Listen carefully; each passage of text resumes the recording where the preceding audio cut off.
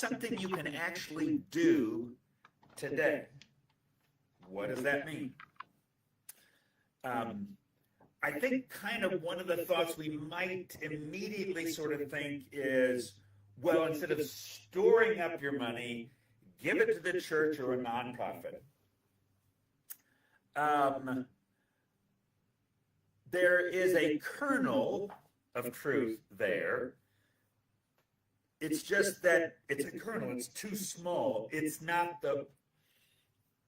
Jesus, I think, unpacks this a few verses down in the sermon.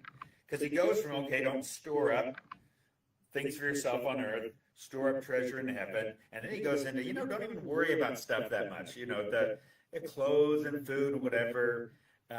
God knows what you need. And then he says this, and I think this is perhaps the best definition of store up treasures in heaven. Jesus puts it in a more practical way when he says, seek first the kingdom of God and his righteousness, and God will take care of the stuff. Don't build your life around the stuff. Build your life around God's kingdom and the things, doing what's good and righteous. I think, in reality, store up treasures in heaven is seek first the kingdom of God, which is all these things I'm teaching you today, you can actually do today, and today you can store up treasure in heaven. Jesus is fundamentally, I think, trying to change our definition of rich. How do you define rich people? But if we want to talk about, okay, who are the rich people in our world, we're going to look at, you can now Google this kind of thing. What's the net worth, right? It's a tangible kind of thing. Whoever's, they're estimating it based on this or these contracts. We think we know, whatever. This is kind of roughly what we think this. We measure rich by how much someone has stored up. The value of the things the value of the number of houses or cars, or the businesses they own or stock they have, those kinds of things. And that becomes a measure. And Jesus here is saying, that's not rich. The rich people are the ones who live out the heart of God. Put another way, maybe this is a simple way to hold on to it here.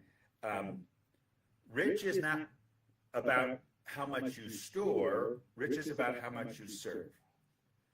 So, I can today go out. In fact, I am rich when I'm helping someone. Yes, I am rich when I give to someone in need. I'm rich when I give to a nonprofit that's assisting and helping hurting people, investing in my dollars in the kingdom of God.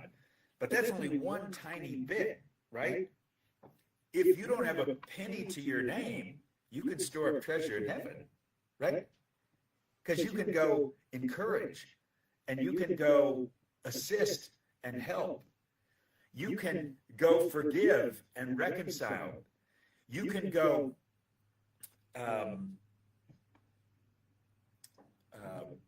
listen to someone and be with them.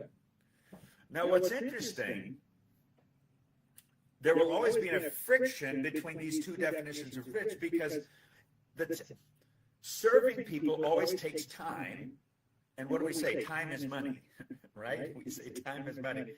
In other words, like if I take an hour to assist one of my neighbors, that's an hour I'm not listing things on eBay. There is a financial cost. And what I'm doing there is almost always like serving of some kind will impact my storing, right? The more I'm serving, I may not be able to store as much. And yes, we need to have a certain amount to live. And there's nothing wrong with working and making income. There's not anything wrong in having some extra things. But Jesus is saying, don't buy the lie of what rich is. Like, rich is, the real rich people is not the people you Google and see what their net worth is. Rich is that thing you can't measure as much. It's measured in how much we're serving, how much we're doing what fits the heart of the King. We're living out the kingdom. So in reality, if you want to be rich, if you would, like as God, like read through the Sermon on the Mount, just say, which of these things can I do today? And these are the things that are mark what being rich looks like. So the practical way you can seek first, the practical way you can store up treasure today is to simply live out the heart of Jesus and how you treat people and how you serve. Build a life that's more around serving than storing.